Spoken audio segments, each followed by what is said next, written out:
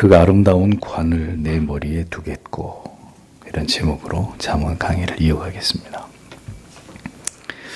성도 여러분, 성경이 왜 간곡하게 지혜를 얻으며 명철을 얻으라고 말씀하는지를 우리가 깊이 생각을 해볼 필요가 있습니다. 지혜를 버리지 말고 그것을 사랑하라고 잠언 전체가 우리에게 이것을 거듭 말씀하고 있습니다. 성경의 계시를 통해서 어리석고 무지한 인간들이 참 진리와 참 지식과 그 진리를 아는 명철을 터득해 가는 것만큼 더 중요한 것은 사실 우리 인생에게 없는 것이죠. 인간의 마음속에는 참 어리석고 미련한 것들이 얽혀 있다는 것을 우리는 분명히 인정할 수 있어야 합니다.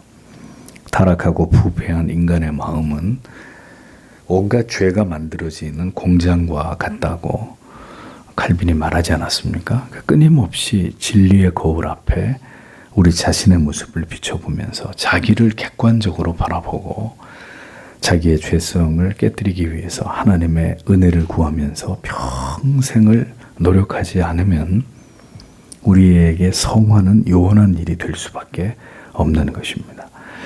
지혜의 잠언은 이 주제를 우리에게 말씀하고 있습니다. 인간은 결코 지혜로운 존재가 될 수 없음을 깨달아서 끊임없이 진리를 통해 초달을 받아서 인간의 허물과 죄성을 깨뜨리고 더 그리스도를 닮아가는 일에 진력하지 않으면 안 된다라는 것을 우리에게 가르치고 있습니다.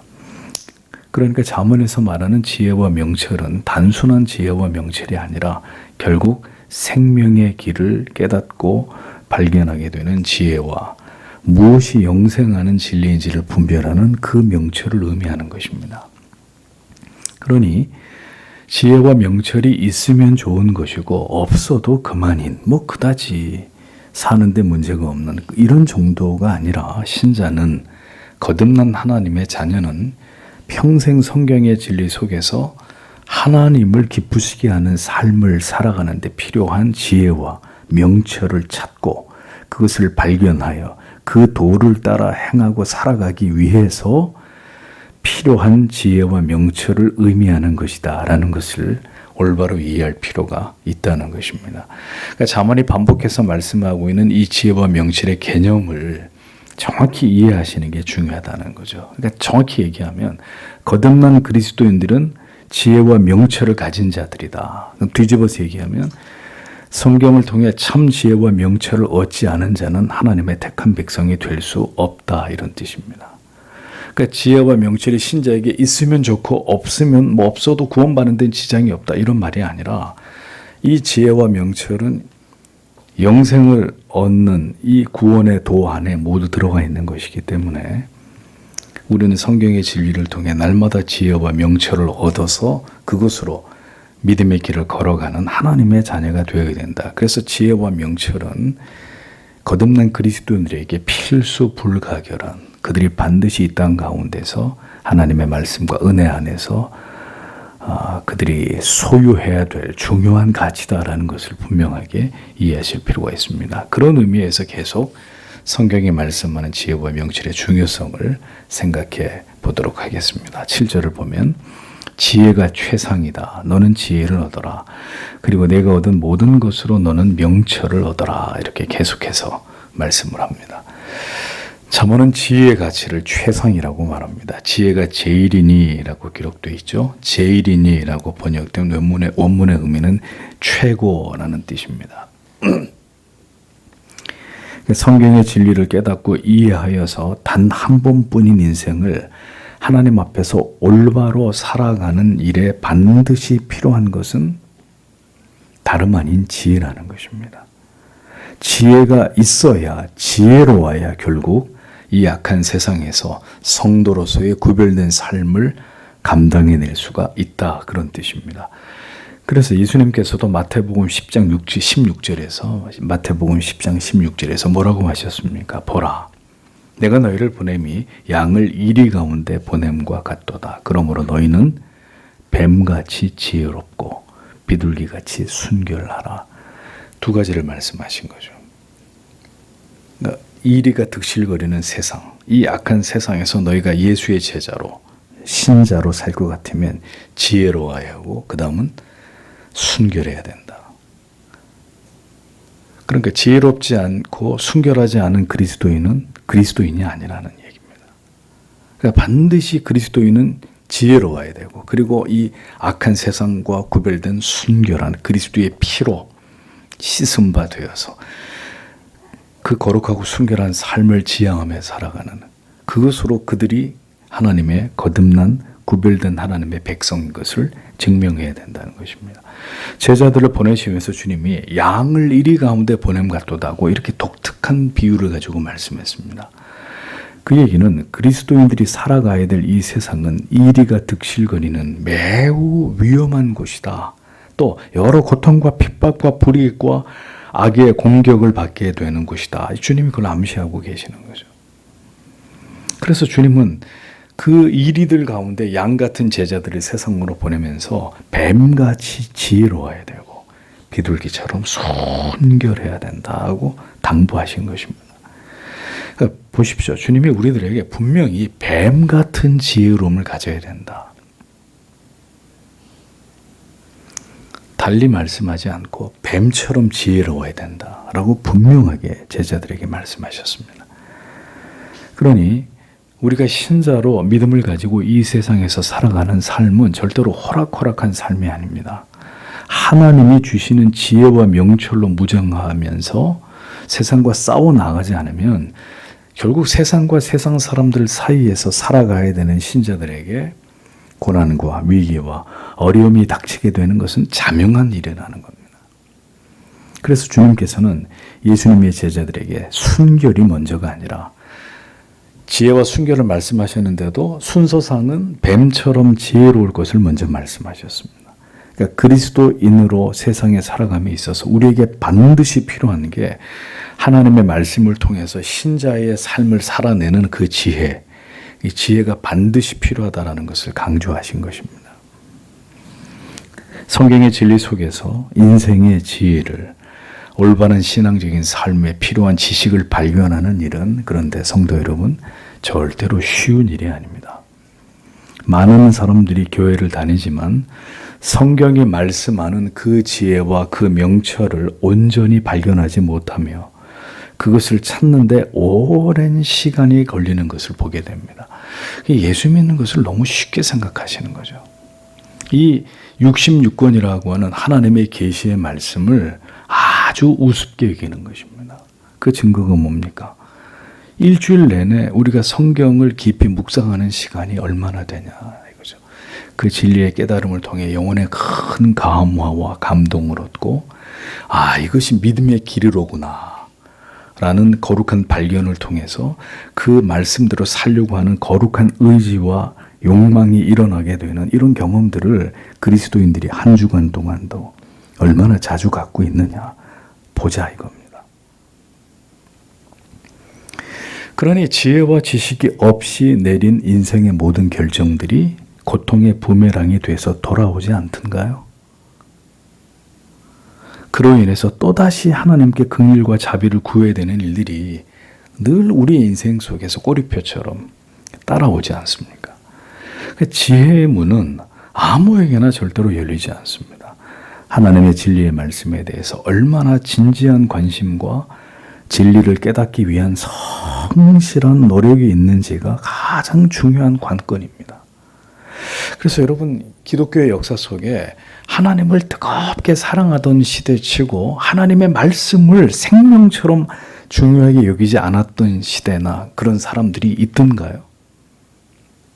우리가 왜 청교도의 신앙을 우러러 봅니까? 그들은 하나님의 말씀에 대한 어마어마한 연구와 그 말씀에 대한 사랑을 통해서 모든 삶의 지침을 이 하나님의 말씀 안에서 다 끄집어내서 그것을 삶에 적용해서 살려고 부단히 노력했던, 그래서 우리가 그들을 영적인 거인이라고 부르는 거예요.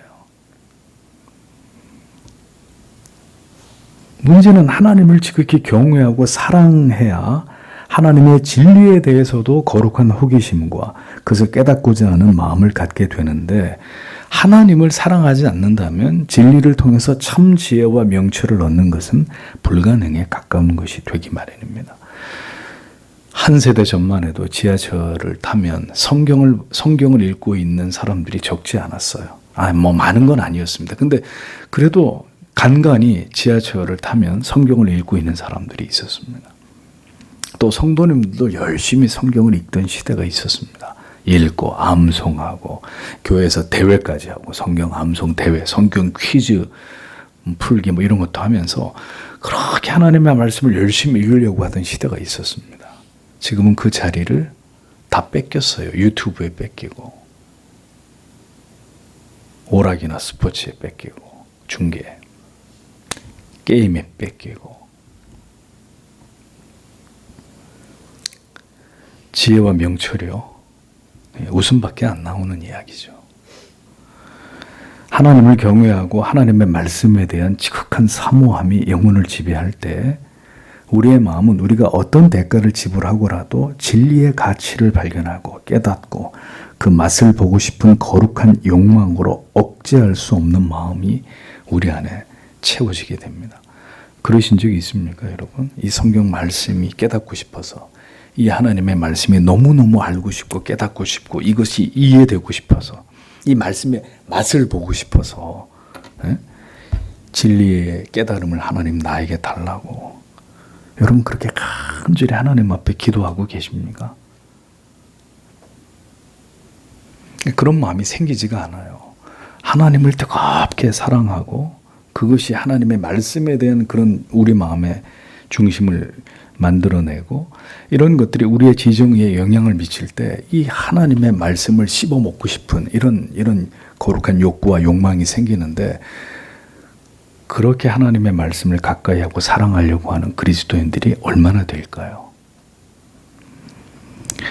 하나님을 경외하고 말씀에 대한 사모함이 영혼을 지배하면 그것이 곧 하나님의 말씀을 맛보고 싶은 거룩한 욕망을 만들어내게 되는데, 그런 상태를 성경은 너의 모든 것을 가져 명철을 얻을지니라 이렇게 말씀하고 있습니다. 그러니까 너의 얻은 것이란 문자적으로 무엇을 사기 위한 자금이라는 뜻으로, 여기서는 평생에 걸쳐서 노력해서 얻은 것을 다 지불하고라도 명철 곧 지혜를 소유해라 이런 뜻입니다. 네가 쌓아놓은 재산을 다 처분하고라도 명철과 지혜를 네가 얻어야 된다 이렇게 말씀하고 있는 거예요. 그러니까 하나님의 자녀들은 반드시 하나님의 진리의 말씀에 대해서 이 같은 사모함을 갖게 되고, 그로 인해서 모든 가치들을 그것에 집중하게 되고 결국 그 정도의 모든 노력을 기울일 때에 마침내 지혜는 그 문을 열어준다 이런 의미를 담고 있는 거예요. 그러니까 다시 말씀드립니다. 분명히 하나님의 자녀들은 하나님의 말씀을 소유하고 싶은 이 진리를 깨닫고자 하는 거룩한 욕망의 지배를 받게 돼 있어요. 교회를 수십 년 다녔는데 말씀에 대해서 전혀 그런 마음이 내 안에 일어난 적이 없다. 아직 은혜를 경험한 사람이 아니기 때문에 그래요. 사랑하는 여인을 얻기 위해서 한 남자가 자기의 모든 걸 다 걸고 그 여인에게 자기 사랑을 고백하고 자기 마음을, 그 진심을 표현할 거 아닙니까? 사랑하는 대상에게. 그 신자는 자기의 모든 걸 다 걸고서라도 하나님의 말씀을 통해서 참된 진리와 지식과 지혜를 얻기를 사모해야 돼요. 그 사람이 신자예요. 근데 그런 마음이 전혀, 이런 만화책은 그렇게 열심히 읽어도, 요즘에는 만화책, 웹툰이라고 그러잖아요. 다른 것들은 그렇게 꽂혀가지고 열심히 그렇게 보고, 밤새서 드라마를 다 보는 한이 있어도 하나님의 말씀에 대해서 그런 마음이 요만큼도 일어난 적이 없다. 다시 얘기합니다. 그리스도의 영이 그 사람 속에 있는 사람이 아니에요. 그런 마음이 그 안에 있어야, 그러한 하나님의 지혜에 대한 강력한 욕망이 그에게 있어야 그가 구원과 영생에 이르는 하나님의 자녀라는 것을 우리는 깨닫게 되는 것입니다. 여러분, 예수를 믿고 구원과 영생을 얻고자 하는 성도 여러분, 진리에 대해서, 참 지식과 지혜에 대해서 여러분의 영혼의 열망이 어느 정도인지를 자신에게 물어보시란 말입니다. 하나님이 말씀이고 그리고 계시를 통해 하나님 자신을 다 드러내셨고 이 하나님의 말씀이 완전한 것인데 이것이 구원과 참 생명으로 인도하는 유일한 길인데 내가 예수를 믿고 교회를 다닌다고 하면서 오늘 우리와 우리의 자녀들이 이 하나님의 말씀에 대한 영혼의 어느 정도의 진지한 열정을 가지고 있느냐 이거 정확히 한번 보자 이겁니다. 과연 우리가 신자라고 말할 수 있나? 우리가 진정한 성경을 통해 지혜와 명철을 얻고자 하는 자라고 오늘도 하나님 앞에 여기 있습니다. 제가 그 지혜와 명철을 얻고자 하는 자가 여기 있습니다. 라고 고백할 수 있겠느냐. 하나님을 알고자 하는 일에 여러분이 어느 정도의 마음과 열정과 시간을 그 가치를 위해 쏟고 있는지를 돌아보십시오. 한 대상을 지극히 사랑할 때 쏟는 그 정도의 에너지와 집중력을 여러분이 하나님의 말씀에 대해서 집중하고 있는지를 여러분 자신 안에서 확인해 보시란 말입니다. 왜 많은 사람들이 교회를 다니지만 하나님을 올바로 믿지 못하고 성화의 증거와 그 열매가 희박할 수밖에 없을까요? 왜 그 삶이 진정으로 하나님을 기쁘시게 하는 성령으로 충만한 삶으로 나아가지 못하는 것일까요? 지혜와 명철을 얻어야 합니다. 하나님의 진리의 말씀 안에서 하나님의 백성으로 이 세상을 어떻게 살 것인지에 대한 참된 지식을 반드시 발견하고 그것을 깨달아야 합니다. 그래야 그 가치를 붙들고 나머지는 모든 것을 희생하고라도 그것을 붙들고 그것을 지키고 그 길을 갈 수 있는 거예요.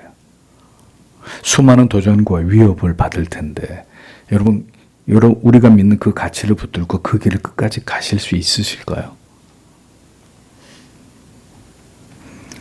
그러니 그것이 우리의 힘으로 되지 않기 때문에 우리는 오늘도 뭘 해야 됩니까? 그런 믿음을 가지고 그 참 지식과 명철을 그 지혜를 발견하고 그것을 깨달아가기 위해서 오늘도 하나님의 은혜를 구하는 것이죠. 성경이 이토록 강조하는 것을 업신여기면서 그 가치를 사모하지 않는 자는 지혜와 명철과 무관한 게 아니라 구원과 영생과 무관한 거예요. 구원과 영생에 있어서도 상당히 멀어져 있는 사람이다. 지혜와 명철에 대해서 관심이 없는 사람, 자신의 구원과 영생에 대해서도 멀리 떨어져 있는 사람이다. 8절을 보십시오. 너는 그것을 높여라. 그러면 그것이 너를 높일 것이다. 내가 그것을 포용할 때 그것이 너를 영화롭게 할 것이다. 라고 기록되어 있습니다. 지혜를 얻으라, 버리지 말라, 사랑하라. 성경은 다양한 표현으로 계속 지혜를 추구할 것을 반복해서 강조합니다. 자, 이 구절에서는 이제 그 지혜를 높이라고 말합니다. 여기서 높이다라는 동사는 높이 뭔가를 계속 이렇게 쌓아 올리는 행위를 나타내는데 비유적으로 그 대상을 높이는, 찬양하는 이런 의미입니다. 그러니까 참 지혜의 가치, 즉 하나님의 말씀의 그 가치를 지극히 높이는 것을 가리키는 것입니다. 소중하게 여기면서 마음을 다해서 존중하고 그 가르침을 매우 중요하게 여기고 그것을 잘 지키는 것을 가리킵니다. 그 지혜의 모든 말씀을 절대로 소홀히 여기거나 함부로 그 진리를 판단하거나 혹은 나의 상황과 처지에 따라서 가볍게 여기지 않고 매우 귀중하게 여기는 것을 뜻합니다. 그러니까 진실로 예수를 믿는 사람들 중에 하나님의 말씀에 대해서 이런 태도를 갖는 사람은 소수에 지나지 않습니다. 소수에.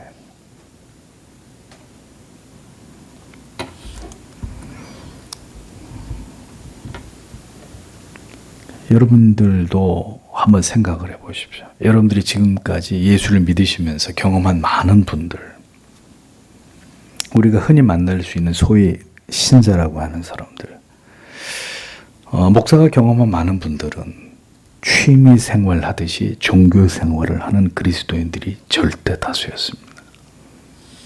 그러니까 취미 생활하듯이.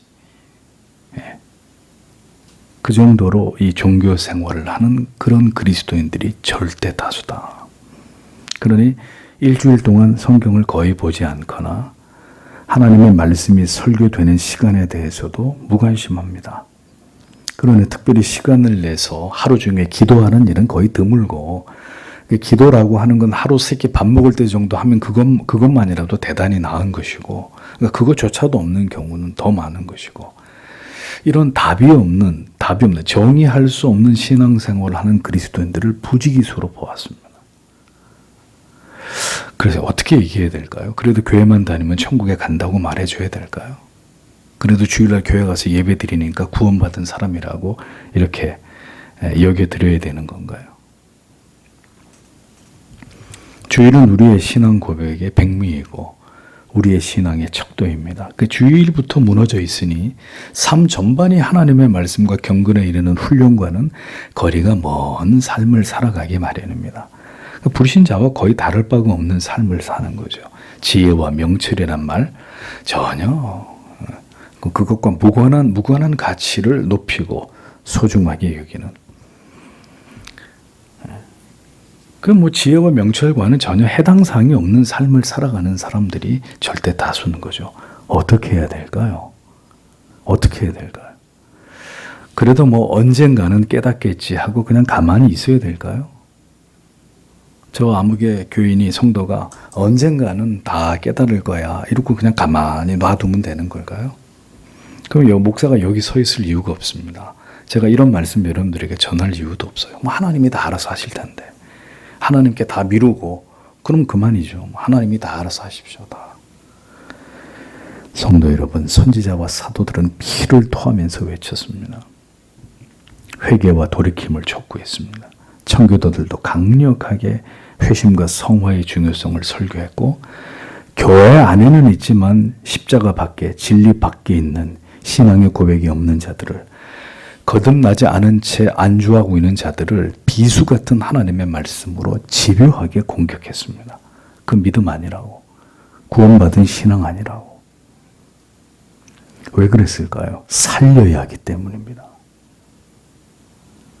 진정으로 지혜의 가치를, 진리의 그 가치를 발견하고 거기에 생명을 바칠 수 있는 사람들로 만들어야 했기 때문에, 그 가치만을 높이는 삶을 살아가는 자들로 변화시켜야 했기 때문에 잘하고 있습니다. 복 주실 겁니다. 잘하고 있습니다. 여러분이 최고입니다. 이런 이야기 하지 않고 돌이키라고, 참된 구원과 믿음이 아닌 그 자리에서 벗어나라고, 그렇게 사자후를 바랬던 거 아닙니까? 지혜를 높이는, 그 가치를 떠받드는 삶을, 그 치열한 노력을 기울이는 자에게 지혜도 그를 높인다고 말했으니까 그렇게 해야 된다고 가르치는 거 아니겠습니까? 모두를 높이는 것이 아니라 하나님과 그 지혜와 명철을, 말씀을 높이는 자를 하나님께서도 높이신다. 이게 조건적으로 말씀하고 있잖아요. 또 지혜를 품으라고 말씀합니다. 두 번째는 품다라는 의미는 지극한 애정을 가지고 품에 안는 것을 의미합니다. 그렇게 영혼의 모든 애정을 가지고 하나님의 말씀을, 그 지혜를 지극히 사랑하는 자를 하나님께서도 그를 영화롭게 하신다. 이렇게 말씀합니다. 지혜를 사랑하는 자식을, 손자를, 사랑하는 대상을 가슴에 그냥 그 애정하는 마음으로 잔뜩 끌어안듯이 그렇게 하나님의 지혜를 품는 그를 하나님이 영화롭게 하겠다. 성도 여러분, 이 진리에 반드시 반응하시는 분들이 되셔야 합니다. 왜냐하면 그렇게 되셔야 여러분이 진정한 신자이기 때문입니다. 하나님께서 여러분 안에서, 우리 안에서 이러한 역사를 이루시고 그렇게 되어지도록 우리를 변화시켜 가시고, 진정으로 우리의 내면에 하나님의 진리에 대한 이 같은 신령한 열정과 열망이 일어나야 우리가 하나님의 참된 자녀다라고 말할 수 있는 거예요. 진리의 가치를 높이는 것으로, 그것이 우리의 삶과 인격으로 표현되는 것으로 여러분이 높임을 받으셔야 된단 말이죠. 다른 것으로가 아니라. 높이 들리기도 하고, 그리고 영어롭게 되는 은총을 이 세상에서 신자인 여러분이 누리기도 하는 이런 일들이 일어나야 합니다. 그의 신앙의 인품으로 인해서, 그 지혜롭고 명철함으로 인해서 여러분이 그러한 그리스도인이라는 이유 때문에 세상에서 여러분이 높임을, 인정을 받는 일들이 일어나게 된다고, 지혜와 명철을 사랑하는 자에게 하나님이 그 같은 은혜를 주신다고 말씀하잖아요. 그가 하나님의 사람, 지혜와 지식과 명철을 드높이는 하나님이 사람이기 때문에 하나님이 그를 하나님의 나라에서도 그렇지만 이 땅에 그가 있는 어떤 곳에서든 그가 영화롭게 되고 그가 높임을 받는, 그의 가치를 인정받고 증명받게 되는 이런 은혜를 하나님이 그들에게 베푸신다고 말씀하는 겁니다. 왜? 그가 지혜와 명철의 가치를 떠받들기 때문에.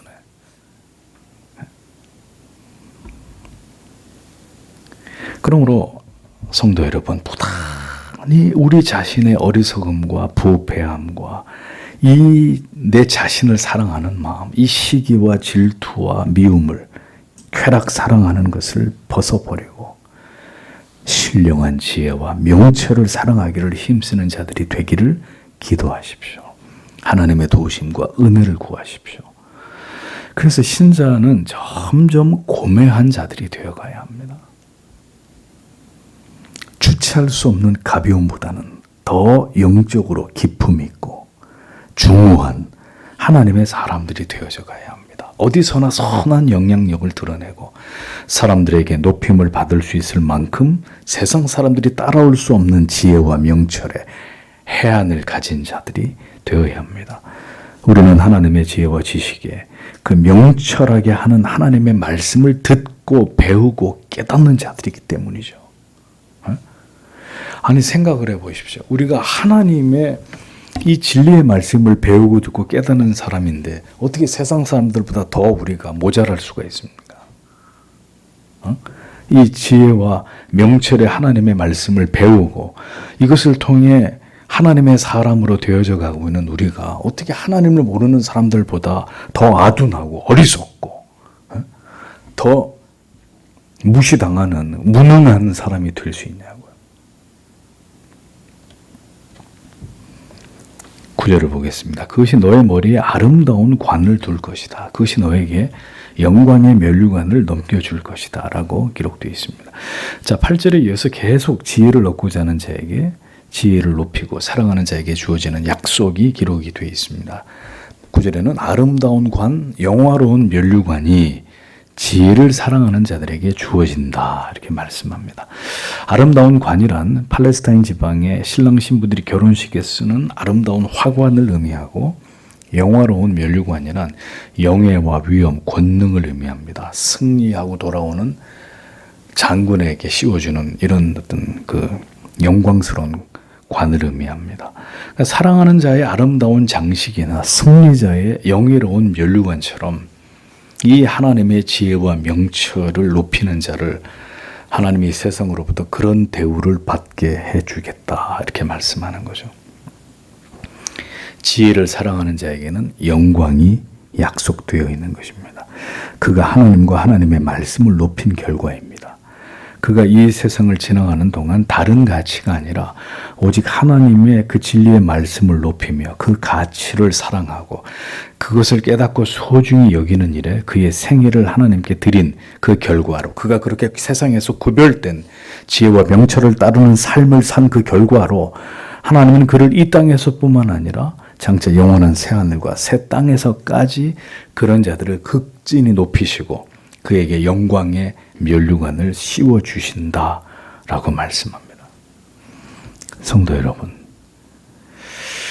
부디 무엇이 우리에게 중요한 가치인지를 깨달으셔야 합니다. 우리가 이 세상을 지나가는 동안에 어떤 가치에 우리의 모든 것을 걸고 그것을 깨닫고 발견하고 사랑하고 가슴에 품으며 높여야 할지를 분명히 아는 은혜가 여러분 모두에게 있게 되기를 바랍니다.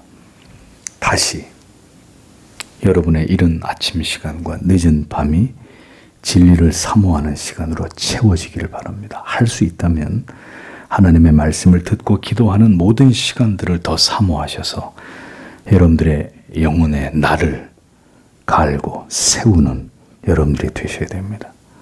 그것이 우리에게 가장 중요한 시간입니다. 그것이 진정으로 진리를 사랑하는 것입니다.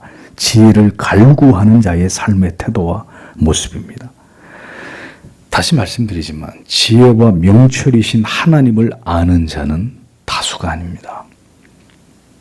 그러한 진지한 마음으로 뜻을 세워서 하나님을 신앙하는 자들은 절대로 교회 안에서조차도 많은 수가 아닙니다.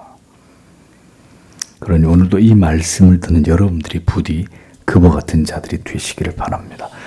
그것이 진정으로 이 세상을 지나가는 동안에 우리가 최선을 다해야 되는 유일한 가치입니다. 그것이 되고 다른 것들을 위해서 살아가는 것은 괜찮지만 이 가치를 버려두고 다른 것들을 추구하며 살아가는 인생은 결코 지혜로운 것이 아닙니다. 여호와를 아는 것, 그것이 모든 지혜와 지식의 근본인 것을 기억하는 여러분 모두가 되시고 그 지혜를 얻기를 힘쓰는 아름다운 그리스도의 사람들이 모두 되시기를 바랍니다. 아름다운 젊음의 날에도 그리고 노을처럼 저물어가는 노년의 때에도 오직 참 지혜와 지식만을 깊이 사랑하는, 그래서 그 말씀이 그를 지배하고 그의 인생을 이끌어가게 하는 하나님의 참된 성도님들이 다 되시기를 바랍니다. 오늘도 주신 말씀을 생각하면서 간절히 기도하고 돌아가도록 하겠습니다.